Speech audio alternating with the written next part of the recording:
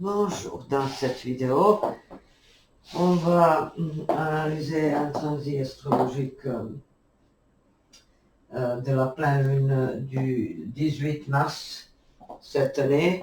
Un transit qui, c'est-à-dire un impact astrologique qui remet en surface en quelque sorte nos propres fragilités intérieures, notre propre besoin de sécurité et notre besoin d'évasion qui se contredisent et qui se confrontent, et donc ça peut être vécu de manière, je dirais, assez intériorisée, donc sans quelques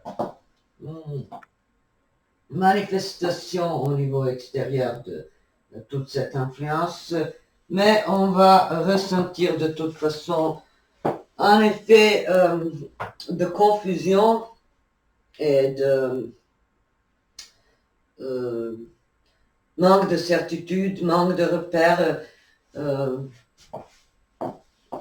une sorte de décalage par rapport à la réalité, une sorte de saturation. Et voilà, un affaiblissement au niveau forcément des nerfs, du système nerveux, de l'humeur. Donc psychologiquement, je dirais que ça va avoir l'impact, disons, de nouveau en renforçant l'angoisse et comme si on n'était pas encore sorti de la crise sanitaire. C'est-à-dire la crise sanitaire s'est transformée en menace de guerre, menace d'invasion, menace de précarité et de nouveau, donc majoritairement, les citoyens se plongent euh, dans l'inquiétude et dans l'anxiété. Comme si cette spirale infernale n'avait plus de fin. Vous voyez, donc de nouveau, on va ressentir euh, cette peur existentielle si on va survivre et comment. Et au niveau concret, étant donné que la Vierge symbolise la cuisine, l'alimentation, les hygiènes de vie, ça peut créer, hélas, l'inquiétude par rapport au prix des charges, des denrées alimentaires, de coûts de vie, qui pourraient aussi augmenter, ou on va recevoir des annonces médiatiques qui nous préviennent contre les hausses de prix et donc chacun forcément va réagir cette fois à sa façon. Je pense qu'il n'y aura pas de consignes gouvernementaux particuliers dans le sens, euh, il n'y aura pas d'intervention dans le sens qu'il faut faire des provisions de farine ou de maïs ou de je ne sais pas quoi. Donc c'est pas envisageable, mais hélas, la panique individuelle est envisageable. Forcément, on va éviter les queues dans les supermarchés qui étaient là il y a 2 ans, quand le monde s'est précipité à acheter des choses pour le confinement. Mais là, on est confiné de nouveau dans notre propre inquiétude, vous voyez. Et forcément, de nouveau, avec euh, les possibilités restreintes de voyager, de se déplacer, d'espérer un meilleur avenir, étant donné l'état de divergence entre le monde occidental, démocratique, certes pas parfait, mais l'autre monde, euh, avec la pensée unique, le monde totalitaire et donc tout ce qui va avec. Donc ce sont en fait deux mondes qui se heurtent, qui s'opposent. C'est des énergies incompatibles, vous voyez. Au moins, l'Occident possède la liberté de dire et de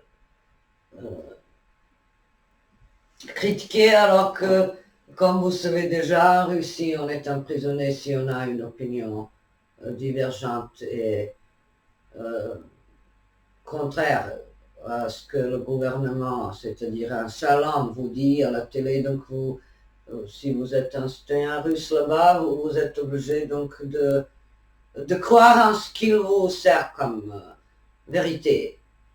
En Occident, vous pouvez tout simplement avoir un peu d'esprit critique et dire, bon, il y a ces informations, mais je vais les filtrer euh, à travers ma propre optique, mon propre système de valeurs et mon propre bon sens. Mais hélas, dans les pays qui ne sont pas démocratiques, il n'y a qu'une seule opinion. Les autres sont interdites. Vous voyez, c'est ça la différence principale. Autrement, au niveau, disons, du niveau de vie et au niveau des coûts, il y a des riches et des pauvres partout. Ce n'est pas une spécificité des régimes totalitaires, la pauvreté. La pauvreté extrême, certes, si, sans possibilité de s'en sortir. J'imagine que les citoyens en Corée du Nord n'ont pas la possibilité de profiter d'un service de resto du cœur ou de quelque chose du genre. Donc, vous voyez, mais la pauvreté existe partout et ce sont les questions, je dirais, actualisées avec cette pleine lune. On a donc cette opposition Vierge-Poisson de grandes différences par rapport au niveau de vie et au niveau du fonctionnement au quotidien. Ce qui est forcément banal pour quelqu'un qui vit dans un pays civilisé, ça peut être un luxe quelque part. Donc, cette opposition Soleil-Lune dans les signes mutables, Vierge-Poisson, donc le Soleil se trouve sur 27 degrés des Poissons, Lune sur 27 degrés de la Vierge. Ça crée une ambiance de conscience et d'empathie profonde et de compréhension de ces choses, disons, incompatibles et aussi une compréhension plutôt intuitive avec ceux qui souffrent, mais aussi avec la lune en Vierge, ça peut donner des engagements concrets, caritatifs, humanitaires, des efforts des associations et des organismes divers forcément pour trouver la solution pour un tel nombre de réfugiés et de personnes qui sont restées sans abri ou forcément même avec cette connotation poisson, sans médicaments, sans soins, sans accès aux droits élémentaires concernant la santé et l'intégrité personnelle. Oui. Donc, ça peut être une situation assez, je dirais, irritable, comme si, voilà, on avait marre de voir seulement les choses négatives et de les observer, de vivre et de subir tant d'injustices et de voir tant de souffrances, ne pouvant pas apporter ça. Oui, donc la plupart des citoyens pourraient en ce moment ressentir cette impuissance avec cet axe Vierge-Poisson, impuissance d'améliorer le monde, impuissance de ramener un peu de lumière, un petit rayon d'espoir à ceux qui souffrent. mais en même temps, il y a une légère amélioration, disons, avec tant de, tant de planètes en Poisson et en Verseau. C'est quand même le contexte altruiste, le contexte solidaire qui va prévaloir dans toutes ces turbulences mondiales. Et donc, de nouveau, on revit en quelque sorte la crise, mais là, on n'a pas le carré Saturne-Uranus, je pense qu'il n'existe plus. Donc, ça va nous éviter forcément la sensation que nos actions sont inutiles et qu'on ne peut pas agir. Je pense qu'on va agir avec Vénus-Mars en Verseau et avec Mercure, Soleil, Jupiter et Neptune en Poisson et la Lune en Vierge. C'est donc organisé au niveau quotidien l'aide précise.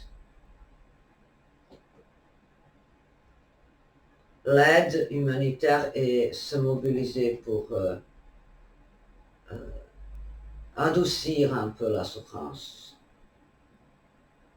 de ceux qui sont bien évidemment les plus fragiles et les plus touchés par les conflits d'armes qui se déroulent en ce moment et qui ne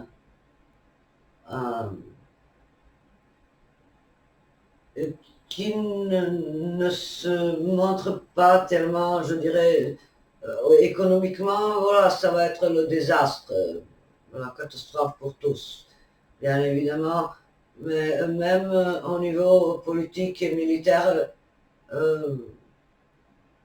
à quoi bon changer les frontières qui ont été établies il y a une trentaine d'années, quand l'Ukraine a acquis son indépendance. Donc, il semble que le monde communiste est resté enlisé dans la pensée totalitaire et que c'est ce problème d'ouverture qui dérange surtout. Énergétiquement, c'est donc ce facteur, c'est cette circonstance qui est à l'origine du conflit. Ça aurait dû coexister, mais en même temps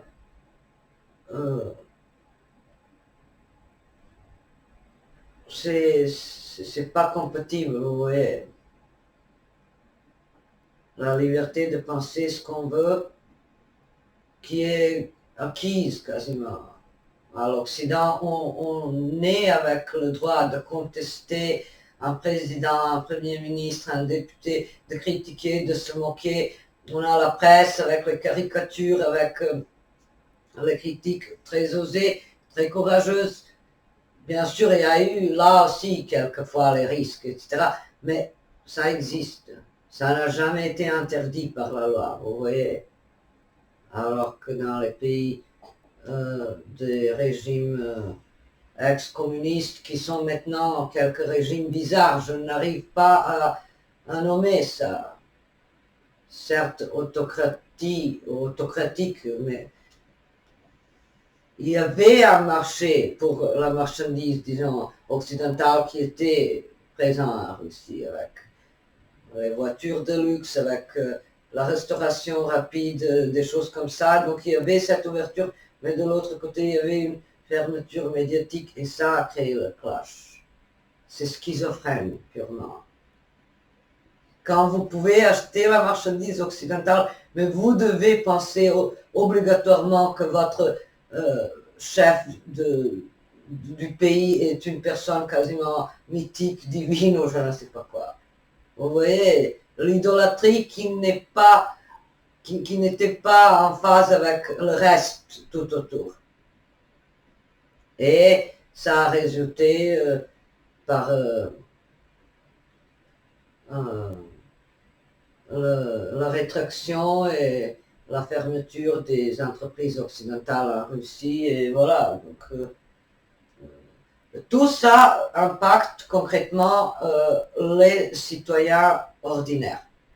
Et c'est justement cette pleine lune dans l'axe Vierge-Poisson, le citoyen normal, le peuple, donc ici la lune en Vierge, est touché par l'absence du bon sens du pragmatisme représenté par tant de planètes en Poisson, donc le signe qui vit apparemment dans les illusions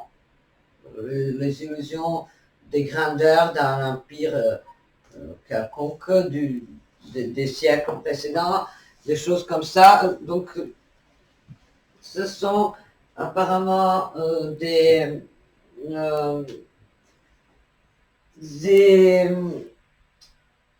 conséquences d'un manque d'ouverture mentale et culturelle. Tout le reste était, disons, au niveau du siècle actuel. Technologie, accès aux logiciels, voyages, voilà, produits occidentaux et leur diversité et leur concurrence sur le marché. Mais la fermeture mentale, c'est vraiment, vraiment, disons, triste de voir tout un peuple rester otage d'un appareil politique apparemment incompatible avec le XXIe siècle. Oui. Peut-être ces modèles, genre, voilà, un prêtre ou un politicien ou un président ou un père de famille devait être respecté et en quelque sorte vénéré pendant les siècles précédents parce que ça assurait le côté soudé de la famille et de quelques aspects sociaux. Ça faisait avancer la société. Mais de nos jours, c'est le contraire. C'est que, voilà, c'est sectaire. C'est que un seul guide, un seul gourou, que ce soit en politique ou partout ailleurs, il ne représente plus aucune grandeur, il n'est pas nécessaire. Vous voyez? Donc c'est ça les questions de ce clivage entre deux mondes qui se côtoyaient, qui interagissaient, qui se mêlaient l'un de l'autre, qui étaient en coopération, et pourtant là, vous voyez, ça ne fonctionne plus. Hélas.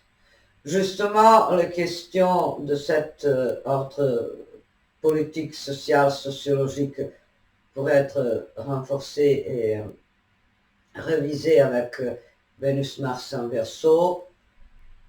Donc, l'histoire, le passé, les idées arriérées et obsolètes des siècles précédents n'ont plus cette vitalité pour continuer à exister. C'est dépassé, ce n'est pas l'esprit du temps. Idolâtré qui soit lui attribué le pouvoir quasiment mystique et le pouvoir surnaturel de protéger un peuple, de guider un peuple, Voilà, donc à l'Occident, ces figures-là servent à effectuer leur travail, à s'entretenir avec d'autres députés, sénateurs ou je ne sais pas quoi au téléphone et transmettre l'opinion des citoyens.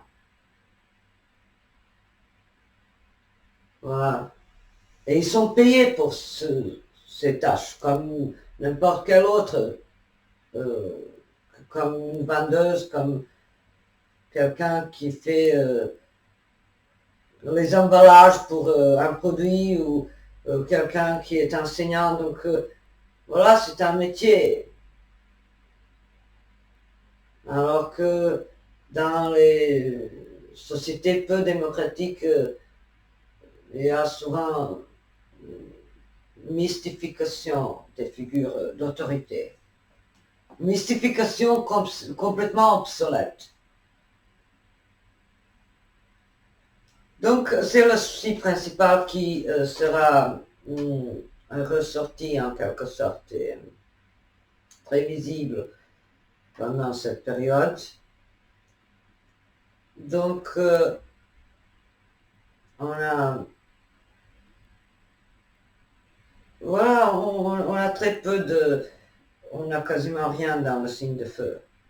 Mais en même temps, cette absence de signe de feu pourrait nous annoncer une sorte d'accalmie et de trêve et de répit et euh, de calme et voilà, un peu moins de destruction. On a plusieurs aspects, plusieurs indices de paix et de sortie de cette crise armée. Peut-être les solutions seraient recherchées ailleurs. Justement,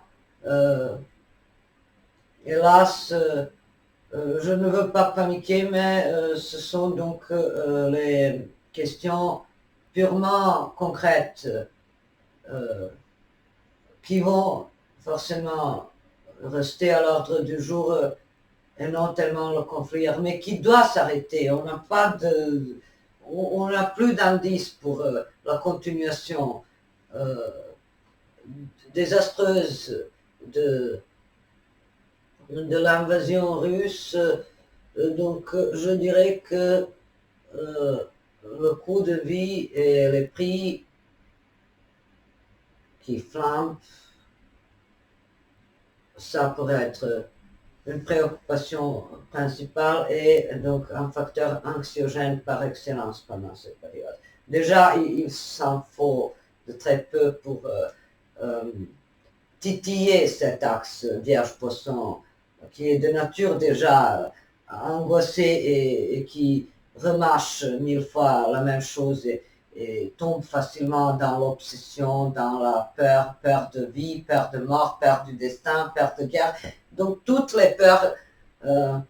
Donc ne soyez pas étonnés si éventuellement vous ressentez voilà, cette angoisse imprécise, si vous allez avoir de quoi manger ou comment, ou voilà, essayez de relativiser, de ne pas trop euh, de ne pas trop vous projeter vers quelque chose d'abstrait. Qui sait si ce qui va se passer d'ici 2 mois, 3 mois, 2 ans. Donc voilà, mieux vaut se focaliser sur le moment présent, donc ici et maintenant. Vous voyez. Euh, et pour l'ouvrage, j'ai choisi justement avec les aspects carré Vénus, Mars à Uranus, alors qu'on n'a pas trop d'autres aspects, je dirais. Seulement le sextile Soleil, Pluton et Lune, Trigone Pluton.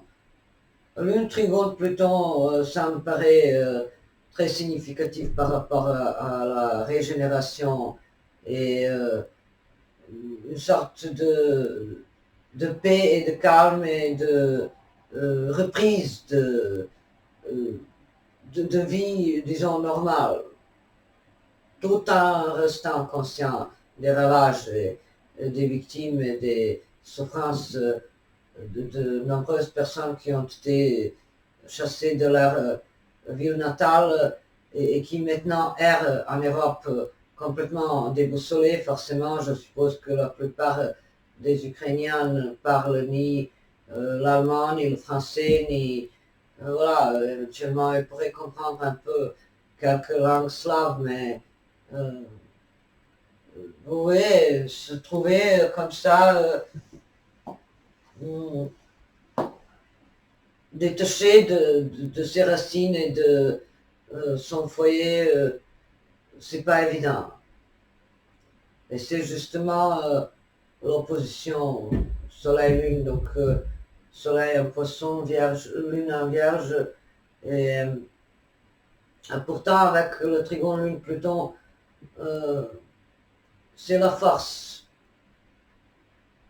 une grosse énergie de se battre pour survivre et pour se régénérer et pour trouver rapidement un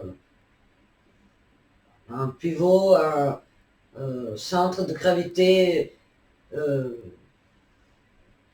quelque chose qui ressemble à un peu de sécurité que forcément les gens ont perdu. Et comme je disais, pour l'ouvrage, j'ai choisi donc l'ouvrage Aimez-vous Brahms. Ça va nous détourner un peu de ce contexte de souffrance et de destruction massive,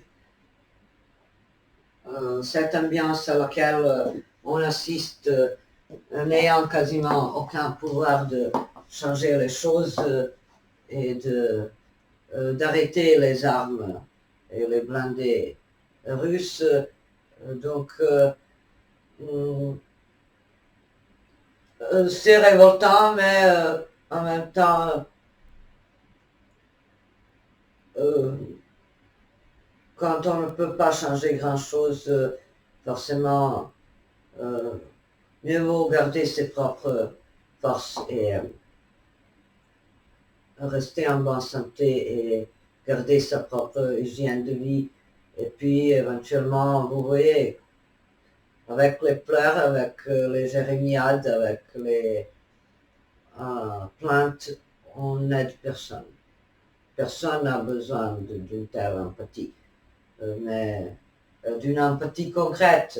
Vous voyez, il y a des réseaux qui donnent le soutien où on peut faire la donation d'1 €, 2 € pour le peuple d'Ukraine, et donc c'est mieux que de baisser les bras et de s'asseoir dans son coin et de pleurer sur le sort tragique et les orphelins ukrainiens. Et en ce qui concerne la symbolique de cette pleine lune, alors j'ai choisi le livre de François Sagan, Aimez-vous Brahms, et c'est l'histoire d'une femme décoratrice à Paris pendant les années 50 du XXe siècle, qui est délaissée par son amant Roger et qui tombe dans les bras d'un jeune qui a 14 ans de moins qu'elle. C'est justement cet aspect Vénus-Mars carré à Uranus, des décalages, des tournures soudaines et de l'infidélité, la tromperie éventuelle et les événements brusques. Et donc, elle connaît quelqu'un d'autre parce qu'elle ne se sent pas, disons, tellement aimée et acceptée par son amant, et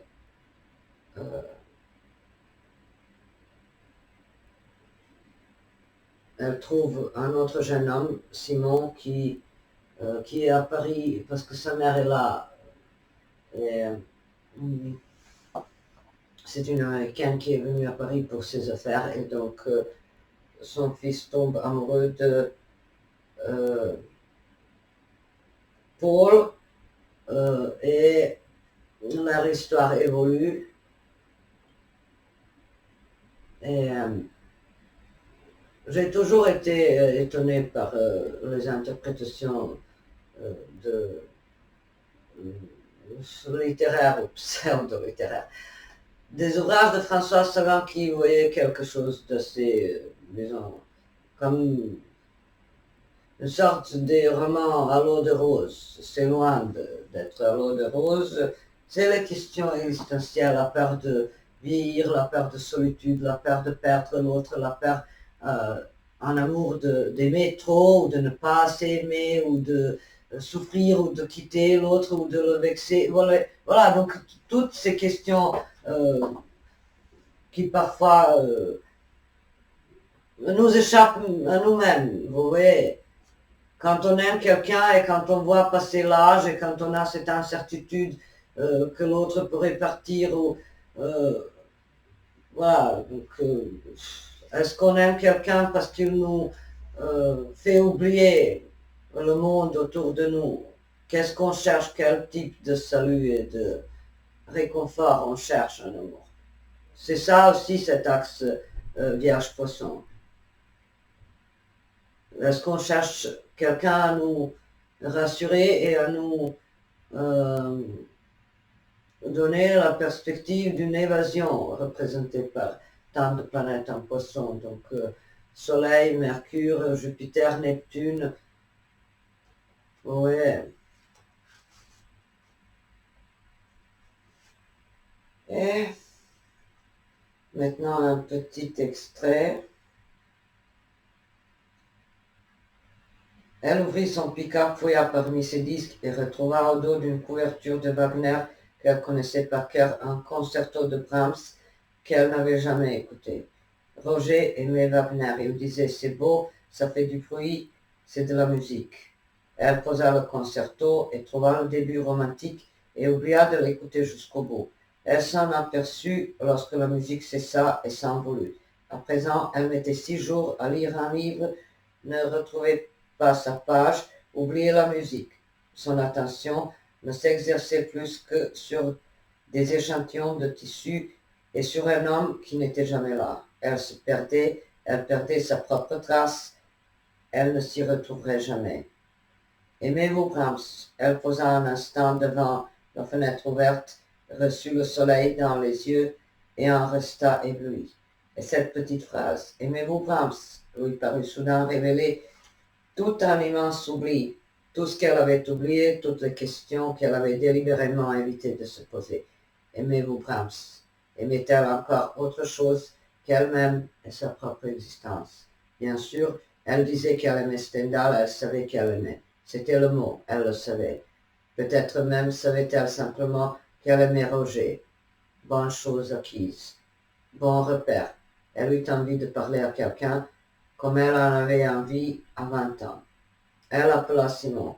Elle ne savait encore que lui dire. Probablement, je ne sais pas si j'aime Brahms, je ne crois pas. Elle ne savait pas si elle irait à ce concert.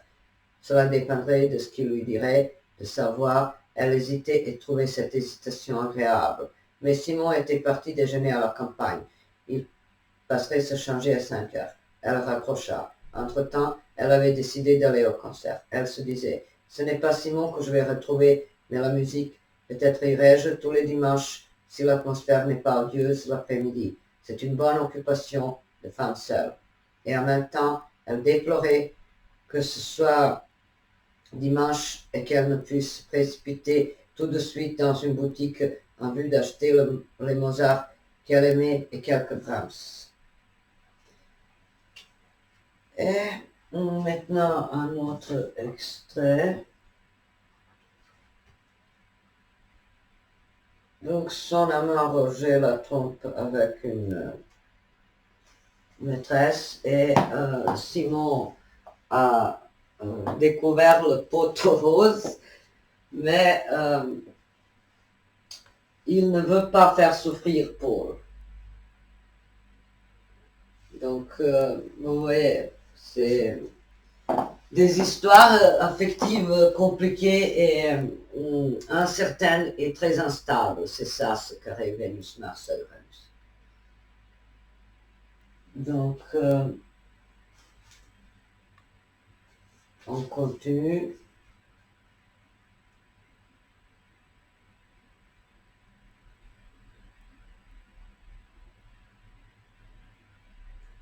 Je dois donner un coup de téléphone, dit Paul. Après le déjeuner, il serait trop tard. Roger se leva comme elle quittait la table et Paul lui fit ce petit sourire d'excuse qu'elle ne pouvait s'interdire lorsqu'elle l'obligeait, par les convenances de la société ou du cœur, à se déranger pour elle.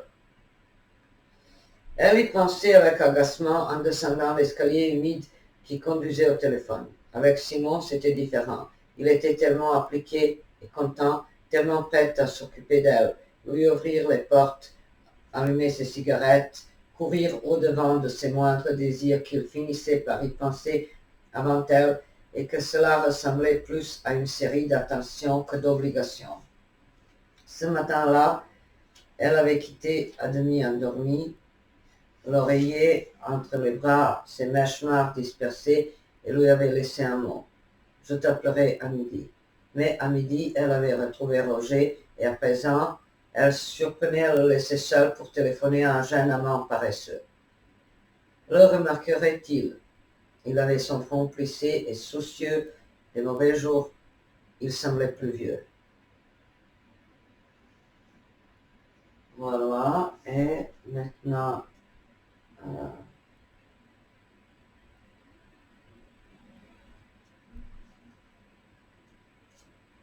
donc,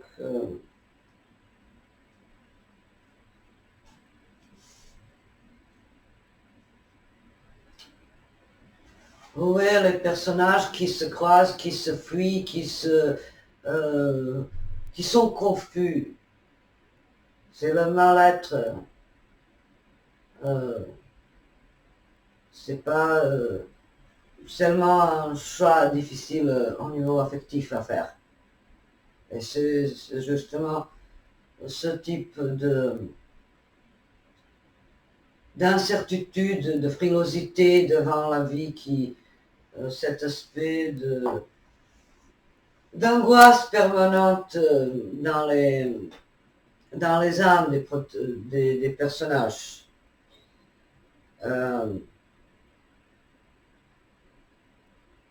Roger voyageait depuis 10 jours par un temps épouvantable, passant de dîner d'affaires en dîner d'affaires, et le département du Nord se symbolisait pour lui par une route glissante et interminable et des décors anonymes de restaurants. De temps en temps, il téléphonait à Paris, demandant 2 numéros à la fois et écoutait les plaintes de Maisie Marcel avant de se plaindre à Paul ou après. Il se sentait découragé, incapable. Sa vie ressemblait à cette province. La voix de Paul changeait, devenait à la fois plus angoissée et plus lointaine.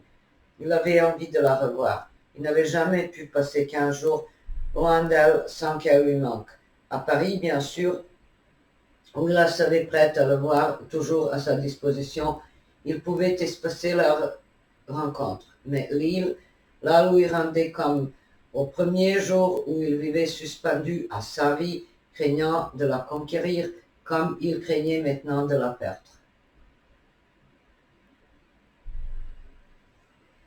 Donc,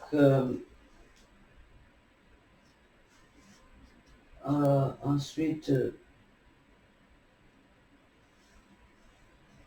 c'est maintenant un passage de scène avec Paul et Simon.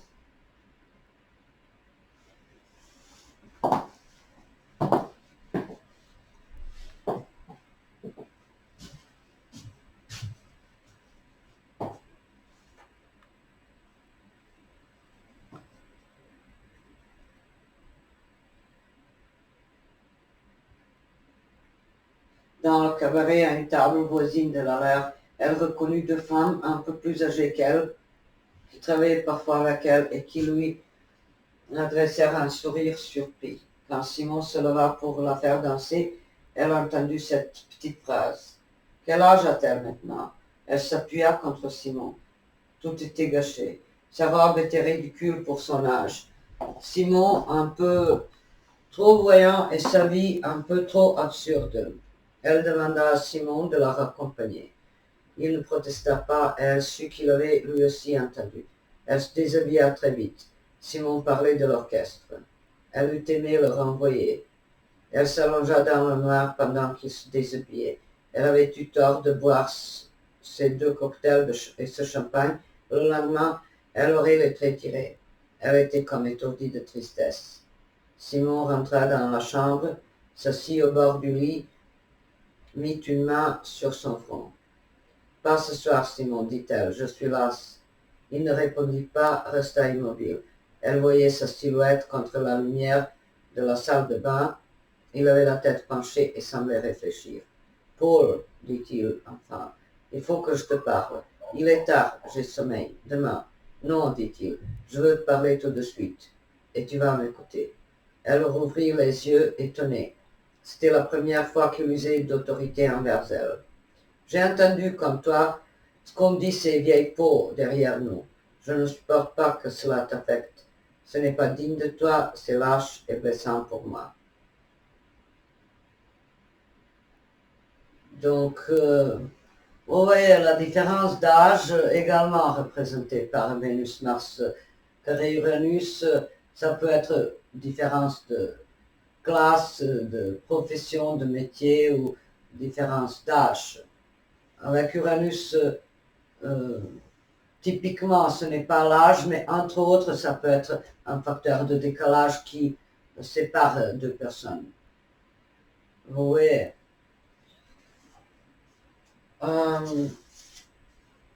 Et donc,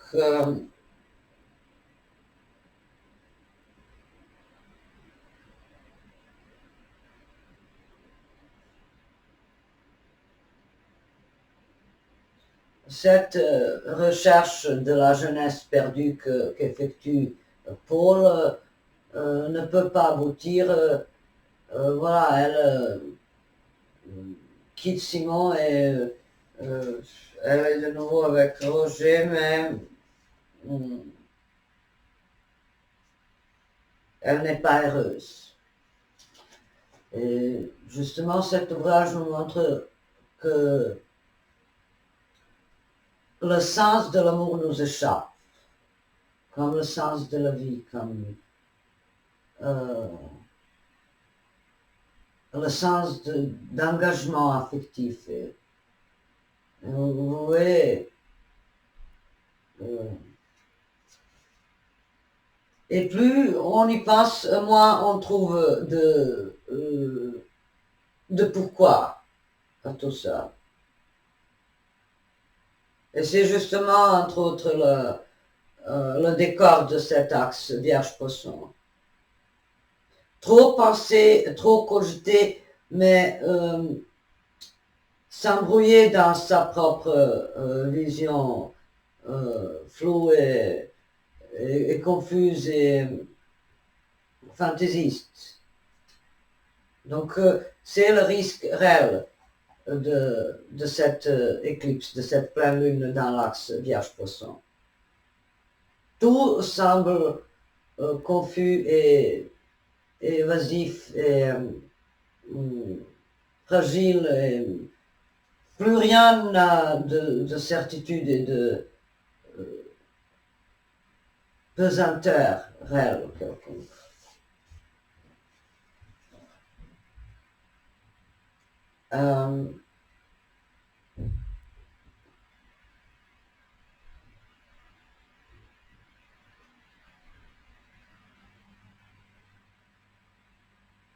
Donc,